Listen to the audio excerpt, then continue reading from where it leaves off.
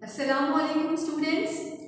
In the previous clip we started the first chapter of the textbook, and that is the last sermon of the Holy Prophet, peace be upon him. We have read 2 paragraphs there, and in these 2 paragraphs we came to know that Holy Prophet, peace be upon him, was born in Makkah. He was a member of honorable family of Quraysh. He advised non-believers of Makkah not to worship idols, but the one and the only God. But they opposed him terribly.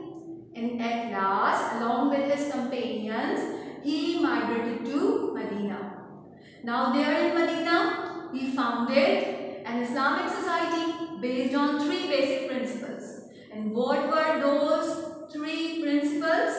The first one is all power belongs to God. The second one is Muhammad, peace be upon him, is his prophet. And the third principle is all Muslims are brothers to one another. Also, he instructed us about the morals, about the ethics for a good life. Now we are reading further. Come to the book. And in the 10th year of Hijrah, the Prophet together with his followers went to perform Hajj at Makkah. On this historic occasion, he addressed a very large gathering of Muslims on Mount Arafat.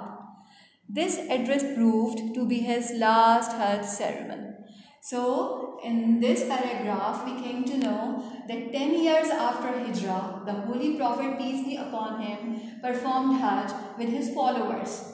He gave his last Hajj ceremony on Mount Arafat, and we all know where is Mount Arafat? Mount Arafat is near Makkah, where Muslims gather during Hajj. So, in this ceremony, he once again repeated the message of Islam. He said, there is no God except Allah. He is the only God. None shares his authority and power. He fulfilled his promise and helped his prophet against the forces of evil.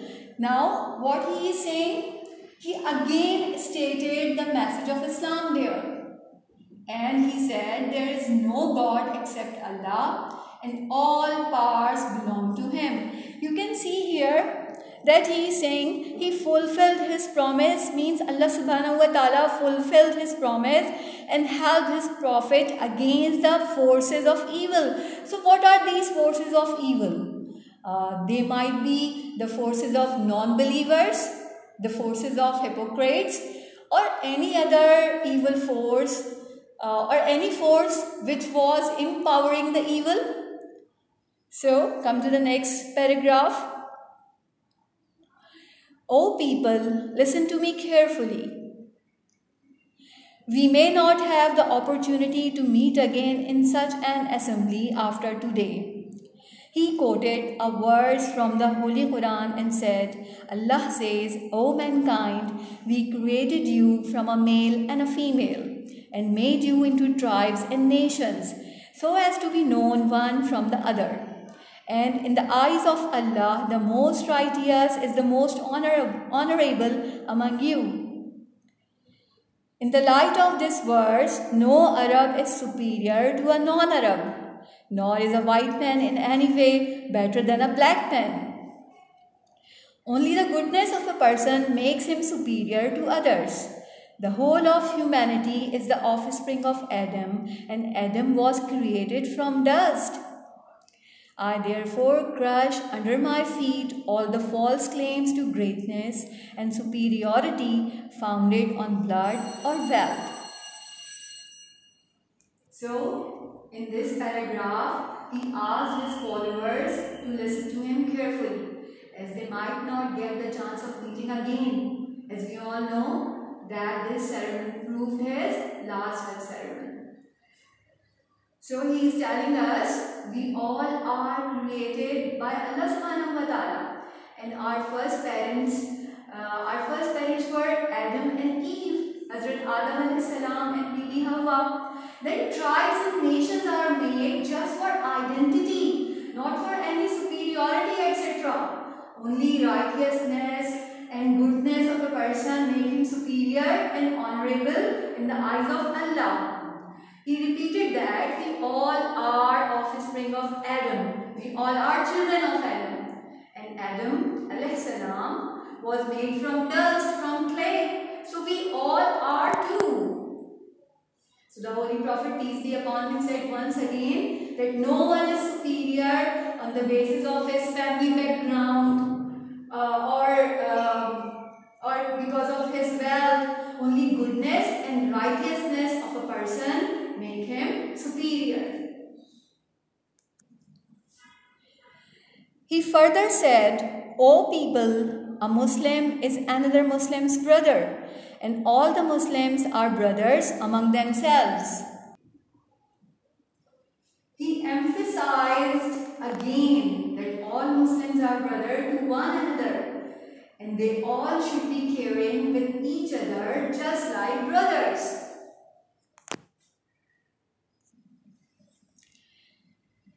Finally, he said, I have given you the message of Allah. I am leaving among you a thing which will guide you. If you act according to it, you will never go wrong. This is the holy book of Allah. So at last, we are advised by the Holy Prophet, peace be upon him, that the Holy Quran is our ultimate guide.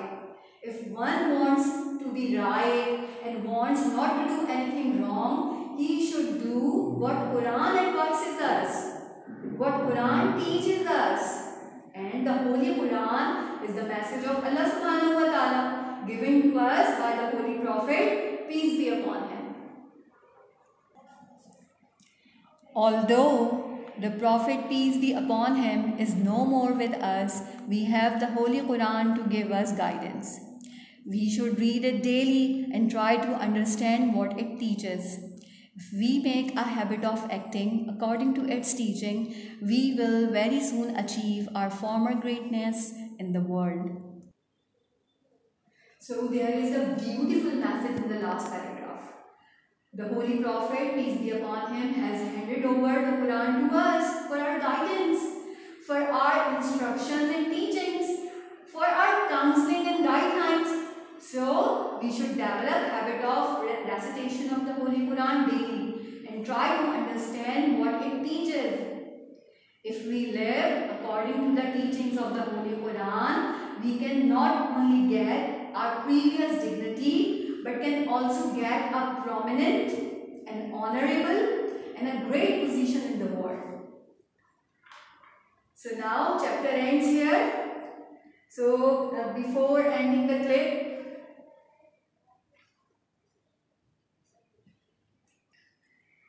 let's look the new words in the paragraphs. The first word here is mount. A mount is noun, and you can say a hill or a little mountain, pahad or pahadi, या तो कोई छोटा पहाड़ या पहाड़ी. And the next word is sermon. Sermon is noun. It means a talk on a religious or moral subject. You can also say address. In Urdu meaning khutbah. The next word here is authority.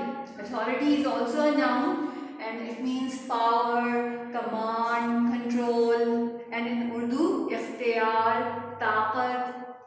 The next word here is opportunity. Opportunity is a chance and it is a noun. And in Urdu, it means mauqa. The next word, assembly. Assembly is also a noun. It means gathering or meeting. In Urdu we can say ijtima. The next word is quote. Quote is a word and it means restate or recite. In Urdu, hawala dena.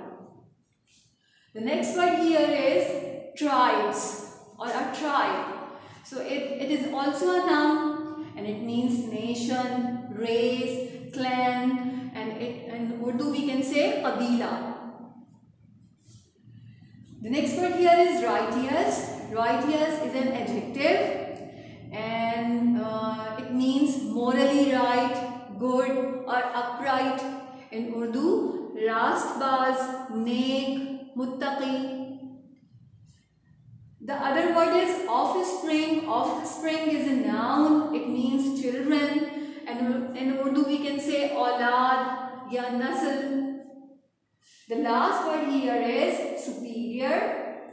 That is an adjective and it means higher, better. And in Urdu, bartar ya behtar. So girls, don't forget to look up the dictionary. Don't forget to find these words in the dictionary. So, this chapter ends here. Inshallah, in the next clip. First, we will recall all the important points of the chapter, and after that, we will do the exercise of reference to the context.